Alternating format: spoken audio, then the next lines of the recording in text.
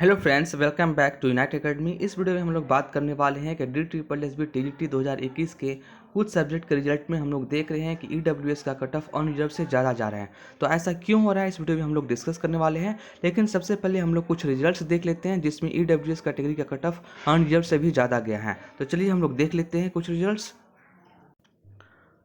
तो आप लोग स्क्रीन पर एक नोटिस देख रहे हैं जो कि 16 नवंबर 2021 को जारी की गई है और ये है TGT पंजाबी फीमेल के लिए, जिसका पोस्ट कोड है 57/21 और जो कि ई डोजियर के लिए जो कट ऑफ गया है उसके बारे में बताया गया है। तो हम लोग देख लेते हैं इसमें कि EWS कैटेगरी का कट ऑफ कितना गया है।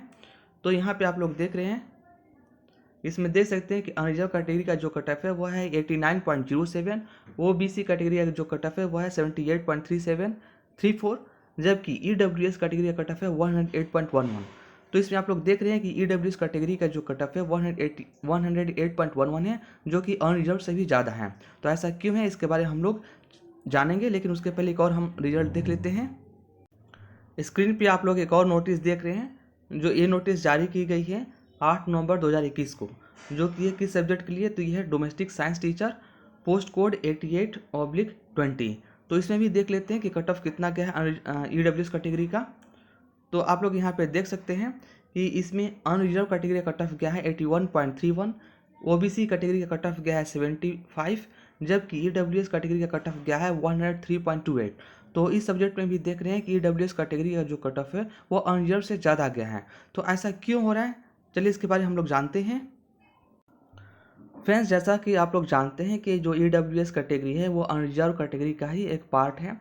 ऐसा मैं इसलिए कह रहा हूँ कि EWS कैटेगरी कैंडिडेट को किसी तरह का कोई रिलैक्सेशन यानी छूट नहीं मिलता है। जैसे कि आप लोग जानते हैं कि इन्हें एज में भी कोई रिलैक्सेशन नहीं है और एजुकेशनल क्वालिफिकेशन में भी कोई रिलैक्सेशन नहीं है और सिचुएटेड में भी नहीं है।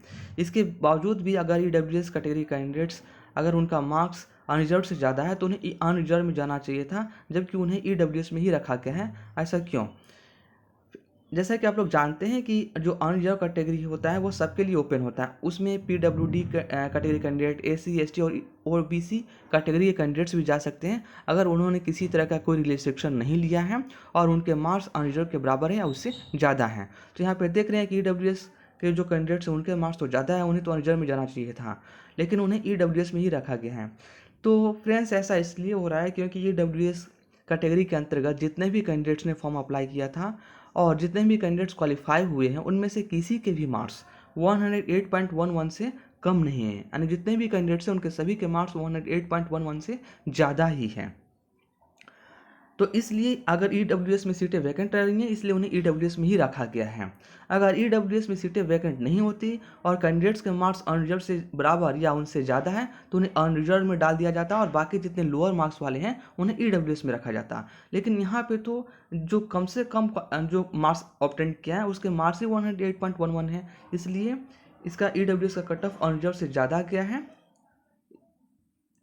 तो फ्रेंड्स, उम्मीद है कि आप लोग समझ गए होंगे कि EWS का कट ऑफ अनरिजर्व से क्यों ज़्यादा गया है और आप लोगों को बिल्कुल भी घबराने की ज़रूरत नहीं है। वैसे कैंडिडेट्स जो दूसरे सब्जेक्ट्स हैं और उनका रिजल्ट नहीं आया है तो घबराने की ज़रूरत नहीं है कि अनरिजर्व का कट ऑफ कि EWS का कट ऑफ ज़्यादा जा रहा है। अगर सीटें वैकेंट रहती हैं और उनमें से किसी के भी मार्क्स अनरिजर्व से ज़्यादा ही रहता है तो उसकी जो कट ऑफ EWS का कट ऑफ ज़्यादा जाता है अनरिजर्व के कंपेरिजन में। अगर आप इस चैनल पहली बार आए हैं तो उसको सब्सक्राइब कर लेंगे। अगर आपको इन्फॉर्मेशन अच्छी लगी हो तो अपने फ्रेंड्स में भी इस वीडियो को शेयर करेंगे, क्योंकि इस चैनल पे बिल्कुल ही ऑथेंटिक न्यूज़ आप लोगों को दी जाती है और थंबनेल भी क्लिक बैट के लिए नहीं लगाए जाते हैं। बिल्कुल ऑथेंटिक थंबनेल लगाई जाती हैं और जो थंबनेल में बातें कही जाती हैं वही बातें वीडियो में भी डिस्कस की जाती हैं।